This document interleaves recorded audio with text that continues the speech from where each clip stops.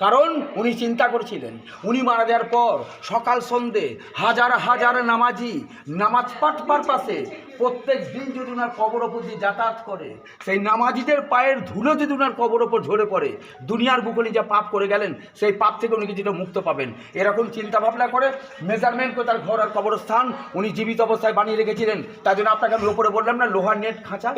আপনি মন্দির মসজিদ যাবেন, আপনি যখন জুতো পরে যাবেন না, জুতো খুলে যাবেন, ওই জুতো খুলে যাবেন লোহার নেটের উপর দিয়ে আপনি মেন মসজিদে নামাজ পাঠ করতে যাবেন, এক ফোঁটা সস্তার দানার মতো ধুলে যদি আপনার পা থেকে ঝরে পড়ে, ওনার কবর ওপরেই পড়বে। তবে জানেন স্যার, ওনার নবাবী আমলে এখানে একটা মহৎ কাজ হয়েছে।